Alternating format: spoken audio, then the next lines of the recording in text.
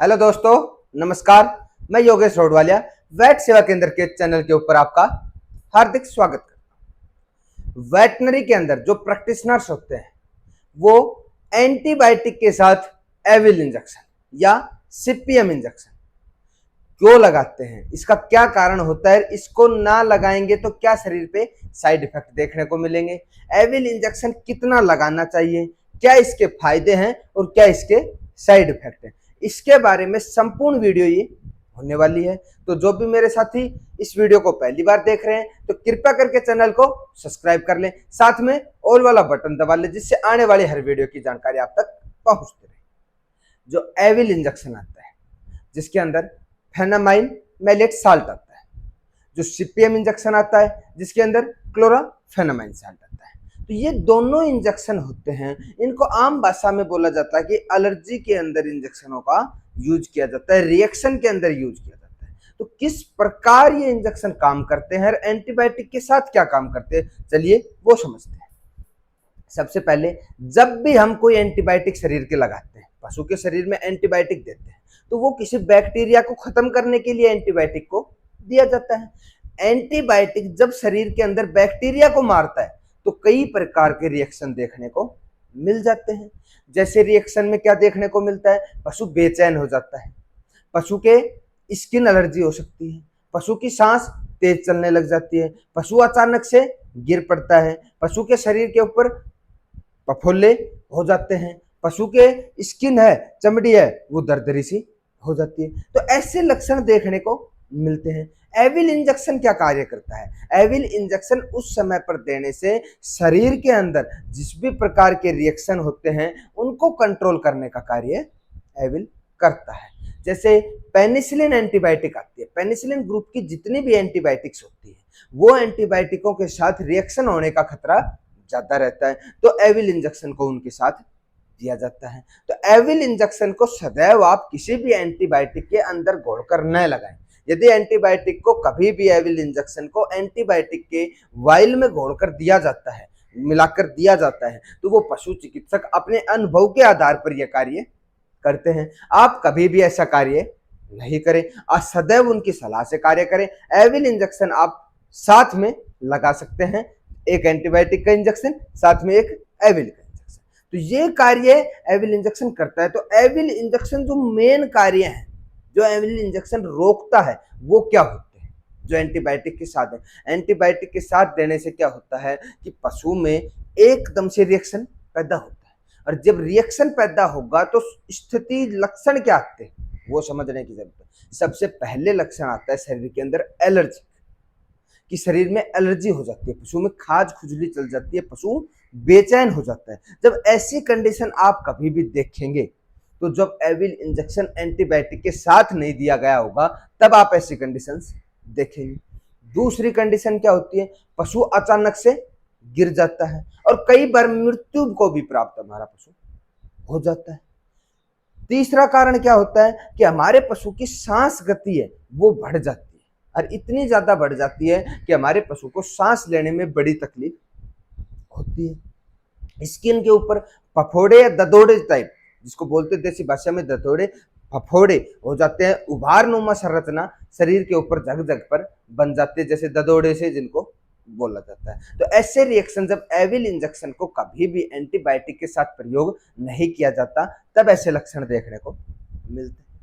जब एंटीबायोटिक के साथ एविल इंजेक्शन, अब आपको समझ में आ गया होगा कि एविल इंजेक्शन क्यों लगाया जाता है। एविल इंजेक्शन ऐसे ही कोई इंजेक्शन नहीं होता है कि ऐसे ही कुछ भी भर के, इसके बहुत ही अच्छे फायदे और बहुत ही अच्छा कार्य ये एंटीबायोटिक जो एंटीबायोटिक के साथ मिलकर करता है। एंटीबायोटिक का कार्य करने की क्षमता को बढ़ाता है, रिएक्शन को रोकता है, नेगेटिव इफेक्ट को रोक देता है।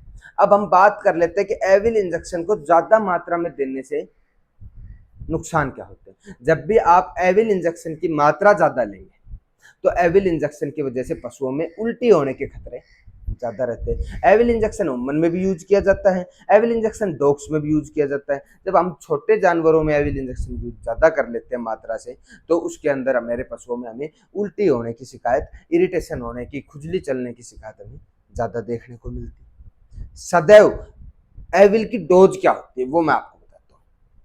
कि जो लार्ज एनिमल होते हैं उनके अंदर इस इंजेक्शन को 10 ml intramuscular deep intramuscular injection को यूज किया जाता है। 10 ml की डोज होती है, चाहे आप क्लोरोफेनामाइन साल्ट यूज करें, चाहे आप एविल साल्ट यूज करें। एंटीबायोटिक के साथ दे रहे हैं उस समय की डोज में आपको बता रहा हूँ। जो भेड़ बकरी होती है उनके अंदर हम इस इंजेक्शन को 3 से 5 ml यूज किया जाता है। आप बॉडी वेट के हिसाब से, आपके नजदीकी पशु चिकित्सक हैं वो अपने आप डिसाइड कर लेते हैं कि कितना हमें देना चाहिए। हम ये वीडियो ओनली आपकी जानकारी के लिए बताते हैं कि आपकी जो वेटनरी जानकारी है, प्रैक्टिस की जानकारी है, वेटनरी साइंस की जो जानकारी है, ये किस प्रकार से मजबूत हो उसके आपको हर इंजेक्शन का, हर कॉम्बिनेशन का पता होना चाहिए कि ये कॉम्बिनेशन जो पशु चिकित्सक हमारे पशु के लगा रहा है तो इसके वजह से क्या तो फायदे होंगे और क्या साइड इफेक्ट होंगे। साइड इफेक्ट यदि दिखता है तो हम किस प्रकार इसको रोक सकते हैं। तो ये सारे कारण आप इंजेक्शन को देख के याद करके आप रोक सकते हैं। वेटनरी चिकित्सा में एविल इंजेक्शन के बहुत ही और भी कार्य होते हैं। जैसे एविल इंजेक्शन को एंटीबायोटिक के साथ तो दिया ही दिया जाता है। कई बार क्या होता है कि हमारे पशुओं में कोई मक्खी काट लेती है या कोई जहरीला जानवर काट लेता है, तो उसके जहरीले लक्षण क्या देखने को मिलेंगे। जैसे मक्खी कोई काटती है तो मक्खी काटने के क्या लक्षण हमारे पशुओं के शरीर में देखने को मिलते हैं कि पशु की जो बाह्य सॉफ्ट टिश्यू की जगह होती है, जैसे मुंह होता है, आंखें होती है, कान होता है, पीछे के वेजाइनल पार्ट होता है, इनकी जगह पर हमारे पशुओं में सूजन देखने को मिलेगी। यदि किसी कीट पतंगे की वजह से, जहरीले की वजह से हमारे पशुओं में काटा है तो उन पशुओं में हमें ये रिएक्शंस देखने को मिलते हैं। उस समय पर पशु चिकित्सक अपने अनुभव के आधार पर उसकी एविल की डोज डबल कर देते हैं, मतलब कि 20 ml लगा देते हैं। साथ में यदि स्टेरॉइड्स की जरूरत होती है तो स्टेरॉइडों का भी पशु चिकित्सक अपने अनुभव के आधार पर प्रयोग इसमें करते हैं। तो जब भी कोई कीट पतंगा या ऐसी कोई चीज हमारे पशु को काट जाती है जिसकी वजह से रिएक्शन हो जाता है तो उसके अंदर भी एविल के बड़े ही शानदार रिजल्ट्स देखने को मिलते हैं। तो मैं समझता हूँ कि एविल को एंटीबायोटिक के साथ क्यों लगाया जाता है, इस कॉम्बिनेशन के बारे में जो जानकारी मैंने आपको बताई ये आपको बड़ी पसंद आई होगी। आप इस वीडियो को ज्यादा से ज्यादा शेयर करें कि पशुपालक भाइयों का किसी भी प्रकार का, किसी भी तरीके का कोई नुकसान न हो उसके, उनको हर इंजेक्शन के बारे में पता हो। इसलिए आप वेट सेवा केंद्र जो चैनल है हमारा आपका, इसको आप सब्सक्राइब कर लें और आने वाली हर वीडियो को आप देखा करें, क्योंकि इसी चैनल पे बिल्कुल साइंटिफिक तरीके से शानदार वीडियो डाली जाती हैं जिनके फायदे भी आपको देखने को मिलते हैं। आप यदि अपने पशुपालन में हमारी बताई हुई बातों को आप फॉलो करते हैं तो आपको बड़े ही शानदार रिजल्ट्स देखने को मिलते हैं। पशुपालन से संबंधित किसी भी बीमारी, किसी भी दवा, किसी भी प्रकार के ट्रीटमेंट के बारे में यदि आप पूछना चाहते हैं तो हमारे कमेंट बॉक्स में, वीडियो के में